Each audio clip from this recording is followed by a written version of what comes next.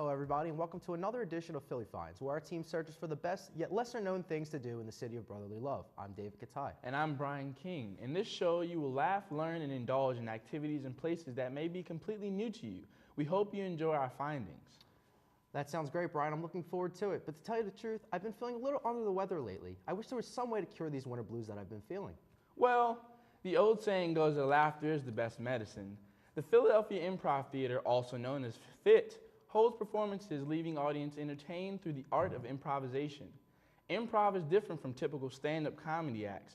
All of the shows are completely unrehearsed because the performances take suggestions on what to do from live audiences. You're right, Brian. The Philadelphia Improv Theater not only has actors that perform daily, but they also offer various classes to teach people how the art of improv is done. To see their full showtime schedule and what classes they offer, take a look at their website, phillyimprovtheater.com. Now, let's see what they're all about. Philly Improv Theater, or PHIT, is a Philadelphia comedy theater which produces and presents shows on Second Stage at the Adrian Theater in Center City, Philadelphia, located conveniently on Samson Street.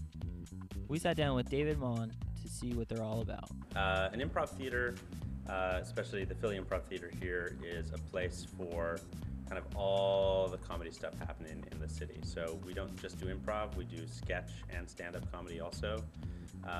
Improv is in the moment comedy, so the shows are made up on the spot based on suggestions from the audience by the performers. When you come to an improv show, it will never be seen before, and it will never be seen again. It's just that one night, that one show. Usually for an improv show, there'll be between like 6 and 8 people performing. And we do a show, when we do an improv show, there are 2 groups. So the first half is one group, the second half is another. Some of the shows are free. On Sunday night, our shows, all of them are free. We call it Super Free Sundays. If you are coming on a Wednesday or Friday or a Saturday, I'd say get tickets ahead because we do usually sell out. We'll get as many people in as we can, but yeah, it's always better to have it taken in advance. We're pretty popular. I think in terms of the audience, it's really all ages. As long as a parent is okay with their kids seeing something that might potentially be R or NC-17 rated, we tell them they can bring the kid in. So I'd say the audience is mostly kind of like college age up through late 30s. So there's all kinds of stuff going on here all the time. I like to think of us as an alternative comedy theater. So it's just kind of all the weird comedy that there isn't a place for at like a traditional stand-up club. Coming to you from the Adrian Theater lobby, I'm Connor Walsh. Back to you guys at the desk. LOL. I would love to go see a performance there. It sounds like a knee-slapping good time. If you would like to go see a show, general admission tickets are available online. These are strongly recommended to purchase ahead of time. However, even if you do purchase tickets prior to showtime, you should arrive relatively early. If the show is a full house, the last 10 guests to arrive will be in standing room. It's places like this that make up the fabric of the city of Philadelphia. Speaking of fabric, we went to a place where art and education combine to make for a fun and informative experience for everybody who walks through the doors. The Fabric Workshop Museum, located right around the corner from the Reading Terminal Market, offers a variety of exhibits and classes to inspire and motivate young artists to hone their craft. I'm here in Center City, Philadelphia, right across from the Pennsylvania Convention Center and right down the street from the Reading Terminal. Here at the Fabric Workshop and Museum, located at 1214th Arch Street. So let's go inside and take a look. The Fabric Workshop and Museum was founded in 1977 as an institution that was unique in the world. It was established as a print shop, as you see here, that was capable of doing industrial scale screen printing on fabric. And this was mostly considered as a commercial craft at the time, and we were really interested in bringing fine artists who were working in sculpture, printmaking, paintings, performance, and video, and you name it, and bringing them in to engage in this form of making art. Mm-hmm. So it's a way to really get artists to go beyond what it is that they do in their own studio and being able to experiment with this form of making images. So in the 70s, when we started inviting people over, there was a lot of experimentation because these artists are really approaching this medium for the first time. And over the years, of course, the kind of work that we've been doing has grown beyond simply fabric. The second floor, where you see those little pebbles and color swatches exploded into much bigger versions that are actually handmade, so they're not the real rocks that you're looking on the second floor. So that in that sense, it creates a whole different kind of experience where everything is being blown up. You're experiencing different kind of scale in the gallery, but then of course there are also undercurrents that tie everything together. And on the 8th floor, of course, it becomes another culmination of those ideas that are foreshadowed on the 1st and 2nd floor. So you see the newspaper back together again, married now to the different kinds of stock images. You have all the different combinations of materials, everything from clay to metal to stone, that seem to be arranged in this really haphazard, experimental, temporary way, and that's a really interesting way for a sculptor to work, because normally when we look at an artwork, we expect to see a finished product, not extension power cords lying around the place or blue tape to be everywhere. So we've seen all the great artwork. Back to you guys at the desk. That sure sounds like an affordable way to spend the day. If it's free, it's for me. We have examined a couple of great places so far. The Fabric Museum was unique, beautiful, and free of cost. If that isn't for you, the Philadelphia Improv Theater is the place to hoot. I'm kind of hungry. I was wondering what that growling sound was all about. I know just the place that you can go to silence your stomach. Everyone knows that Philadelphia has a reputation for its famous cheesesteaks, such as Pat's, Geno's, or Jim's. But Chubby's Cheesesteaks, located in Roxborough, is the gem of all cheesesteak franchises. There will always be a great debate on where to find the best cheesesteak sandwiches in Philadelphia. Chubby's on Henry Avenue prepares steak, sandwiches, burgers, hoagies, party platters, and more. Everything is prepared just the way you like it, with cheese or without. Homemade chili, you name it. Although Chubby's is located right across from their hometown rival D'Alessandro's, Chubby's has been working hard to make the best cheesesteaks possible for their customers. They want to ensure that their customers don't have the desire to check out the other competition on the other side of the street. Let's take a look. Amongst all of the great cheesesteaks in Philadelphia, Chubby's, located on Henry Avenue in Roxborough, is one that could be slightly overlooked. It is an eat-in or take-out establishment that has been one of Philadelphia's best-kept secrets.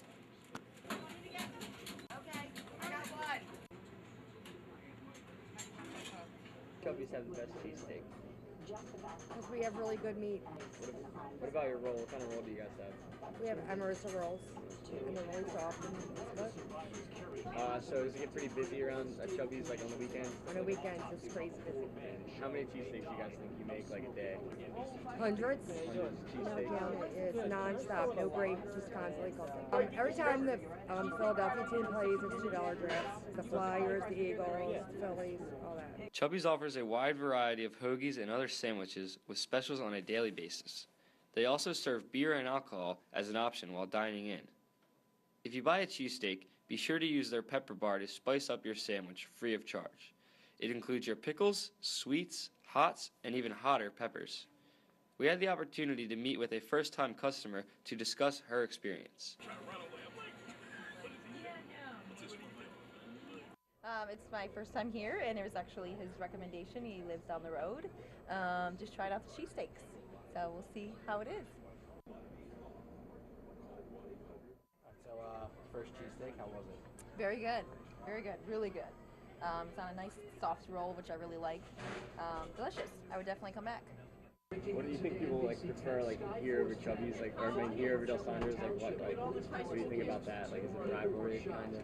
They say that our steak is better because theirs is chopped up real fine that you can't taste it. And ours isn't. Chubby's opens at 11 o'clock 7 days a week and is open as late as 2 a.m. on the weekends. There will always be a great debate on where to find the best cheesesteak in Philadelphia, but Chubby's sure has given us many reasons as to why they are amongst the top. Gee whiz, I can feel my mouth watering. That sure did look good. I've always been curious to know who brought the cheesesteak here to Philadelphia. That person deserves an award. Well, Dave, you may just be able to find that answer to the question at our next stop, the Philadelphia History Museum, located near Independence Hall. The museum offers an insightful look back into the transformations Philadelphia has undergone over the years. There's plenty of things to see here. The Philadelphia History Museum is home to the largest walkable map in Philadelphia, and offers a layered presentation of the city's entire history from the 1680s to today, just to name a few. Exactly. Exhibitions at the Philadelphia History Museum invites visitors to explore more than just 300 years of the city's rich past. Everything from William Penn's utopian plan to the collective dreams of millions of Philadelphian sports fans. The museum's engaging exhibits feature large-scale objects, hands-on experiences, and multimedia presentations showing you what it takes to be Philadelphia. History Museum, located just steps from the Liberty Bell, offers a unique and insightful perspective into the creation and preservation of our city. Here you will find objects belonging to the artists, workers, aristocrats, and athletes who helped put Philadelphia on the map. Founded in 1938, the Philadelphia History Museum is a nonprofit educational institution which serves as the city's official museum. Located at 15 South 7th Street in Philadelphia, this museum has something to offer for everybody to enjoy.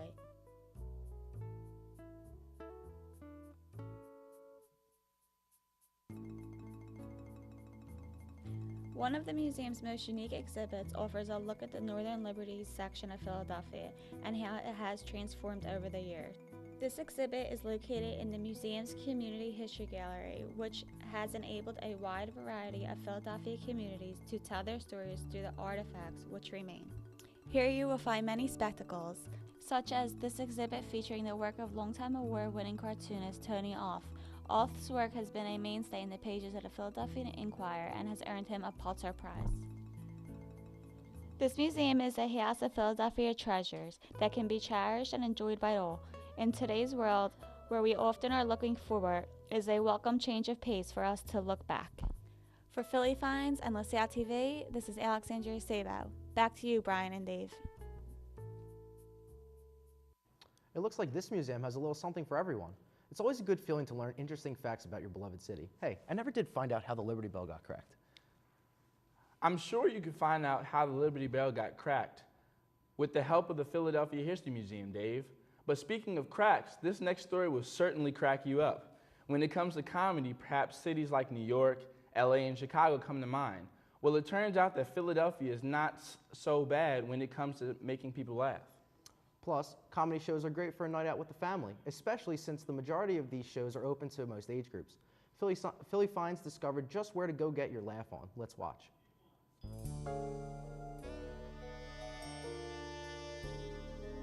In the midst of the high-rise properties, boutique restaurants, and luxurious apartment buildings in the Rittenhouse neighborhood of Center City lives the Comedy District. Here, you can take a break from it all and have a few good laughs. Philly Phinds took the time out to explore one of Philadelphia's treasures, Helium Nightclub. The atmosphere was perfect.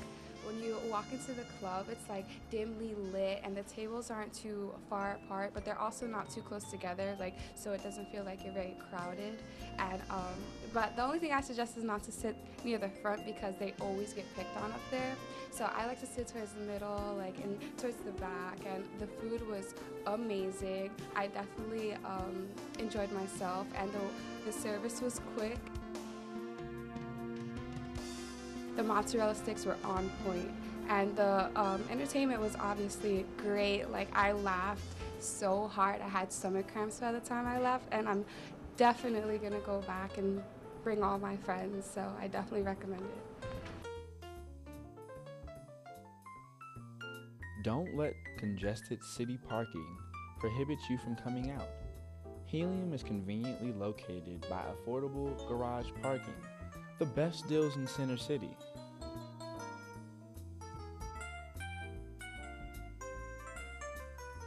While also in the area, you can check out Yellow Juice directly across the street to wet your palate after all that laughing.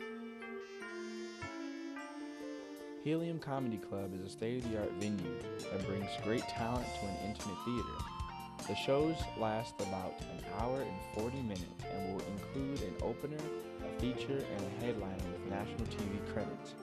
Don't forget to check out Helium Comedy Club located in the Center City. You can also find them on Facebook and Twitter. That looks like an awesome experience and fun for everyone to enjoy. But is it better than America's pastime? I think not. With spring right around the corner, I bet sports are on your mind. Personally, I would love to go get the old bat and ball and can't wait to start playing some baseball. Then you'll love our next stop on our tour through Philadelphia. This will definitely knock you out of the park. The National Museum of American Jewish History is currently holding the Chasing Dream exhibit, which highlights the impact of American Jewish baseball players in the major leagues. Not only that, but the National Museum of American Jewish History won the Certificate of Excellence in 2013 because of their core exhibitions. The museum's artifact collection represents the broad spectrum of American Jewish life and illustrates universal themes as immigration, worship, hard work, entertainment, and community and family life. Over 30,000 artifacts from the basis of their core exhibition and help guide the museum's continuing efforts to interpret and inspire through exhibitions, educational programs, and scholarly research. We visited the National Museum of American Jewish History to discover even more. Let's see what we found. Everybody knows what makes Independence Mall such a great part of Philadelphia. From the National Constitution Center to Independence Hall itself, this area is rich with history. But if you look past the fairly known parts, you'll get to the more exciting. The National Museum of American Jewish History is located right here on Independence Mall on 5th Street. The original National Museum of American Jewish History was started July 4th, 1976. Right across the street between 4th and 5th, Market and Art Street, attached to Congregation Mikveh Israel. But then in 2010, we officially moved to this new building, which we built, and opened our doors. So the museum is about three and a half years old. Aside from the outstanding architecture inside the building itself, the exhibits that are held within are some of the best in the country. Each floor represents a large wave of Jewish immigration to America. The first floor that visitors go to is on the 4th floor, so you start from the top and you go down. Our first floor, called Only in America, is sort of our signature floor, features 18 prominent American Jews who've affected American society, American Jewish society, and that you can see for free. You can see everything from Einstein's pipe to Irving Berlin's piano. Irving Berlin wrote God Bless America. And what's more American than baseball? Right now the Chasing Dreams exhibit is open, and it highlights more than just baseball players of Jewish descent. It's about how minorities and immigrant groups came to America and saw baseball as a way to learn our morals, American values, and a place to bring their family and really learn how to become American. So we not only talk about Jews from the beginning of baseball who broke barriers, but we talk about people like Roberto Clemente, Jackie Robinson, Ichiro Suzuki. We also don't just talk about these well-known names. We talk about the fans. We talk about a woman named Esther Schimmel who made a business of selling hot dogs from her stand in St. Louis in the parking lot. The exhibit, which runs through October 26th, will be a joy to any baseball fan of any age, as there are many well-known players highlighted at the museum. You'll never strike out for fun down here on Koufax on the concourse. For all of us, back to you guys at the desk. That seems like the perfect place to learn about a culture that may be new to you. Now, we're going to take a quick break, and then when we get back, we will hear from our interview guests, so don't touch that dial. Philly Phinds will be right back to speak with the Vice President of the Philosophy Club here at LaSalle University. You won't want to miss this.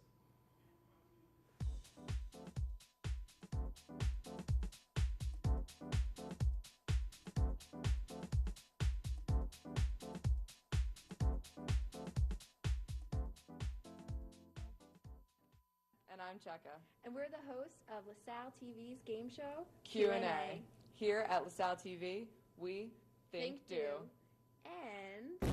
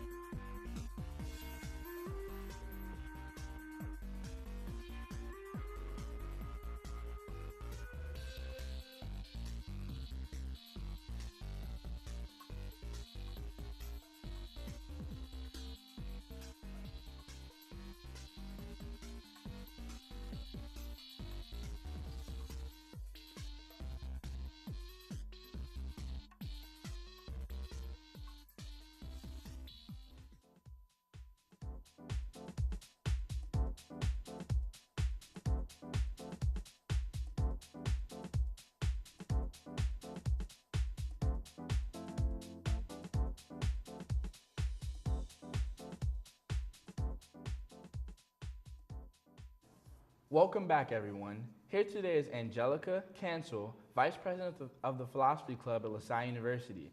It's a pleasure to have you. I'm trying not to sound ignorant, but I had no idea the university had a philosophy club. So, we do know that you're a poli-sci major and a minor in philosophy, correct? Double major. Double Political major. science and philosophy. Okay. So, initially, when did you join the philosophy club, and what decided you to get involved in philosophy? I actually entered the university as a business administration major, and I realized I really do love reading and I love discussion, and I wasn't really getting that in my major. So I was actually in the honors program, and we have an introductory philosophy course. And I really liked the way Dr. Moreau organized his class. It was just, he would assign a reading, he would give us questions, and we would come back in the next time we would meet and have a group discussion about it. And it kind of got me thinking in a very different way, a way that I really enjoyed. And he encouraged me to take up a philosophy minor, but I figured I had enough time and I was able to do a major, so I decided to do that. That's awesome. So we do know that you're the vice president of the club. So as the philosophy club vice president, what are your duties? Can you explain, maybe a day-to-day or, what you do as a vice president? Sure. Well, actually, right now there are only 4 of us in the philosophy club, so we tend to switch off duties. It's not quite as structured. Our advisor really tries to cater to our interest. For example, last semester there was a panel discussion that I really wanted to do entitled "What are the humanities good for?" And it was discussing what practical value humanities have in the real world. So for that panel discussion, I was in charge of moderating it. And since being that we all have different relationships with different professors, some of us might be in charge of reaching out to this particular professor if we think they would be good for a panel discussion. So it really just kind of switches off, and obviously we are always in charge of coming up with new, fresh ideas for the club. So in your own opinion, what stands out the most about the club? Honestly, I would have to say that our advisor is probably what stands out the most about the club. We kind of meet in his office every couple weeks, and sometimes more frequently when we're closer to an event. And he gives us a lot of freedom. He kind of just lets us go. And we discuss what we think would be, relevant to students today, what we think students want to hear. And he chimes in when he has an idea he thinks is worth hearing. So I would definitely have to say that he gives us an incredible amount of freedom, and it really has been a pleasure working with him. So you say that, different people, different types of personalities are in this club. So do you have to be a specific major, a philosophy major, to be a part of the club? And can you just tell us when you meet and what times, things like that? Sure, you definitely don't have to be a philosophy major to be in the club. Right now, 3 of us are philosophy majors, and one girl, Karen, is actually an environmental studies major. And last semester when we did that panel discussion, what are the humanities good for? She was very intrigued by the fact that there is this apparent rift between the humanities and the sciences, and that's what got her thinking about joining the philosophy club and kind of bringing her own opinion into it, being that she is a science major. Okay. So as as the vice president of the club, I know you talked about a little bit about your duties, but what do you think makes the philosophy club a little bit different than being in a regular philosophy class? I think that the philosophy club is different than being in a philosophy class because it's not all of philosophy is just reading ancient text and trying to pick apart really complicated, detailed arguments. What makes a philosophy club different is we're not just studying philosophy, we're doing philosophy.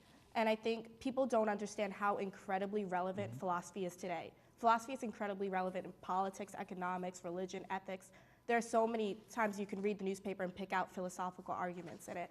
So I think the philosophy club is different is because we're discussing with our peers and coming up with our own very real opinions about really relevant issues today. So are there ways in which, you try to attract students here at LaSalle University, maybe through pictures or maybe even a mission statement? Do you guys have a mission statement? Trying to get students to think about philosophy in a different way. There is no written mission statement, but if I had to come up with one, that would be it. Okay. And quickly, do you have a favorite philosopher?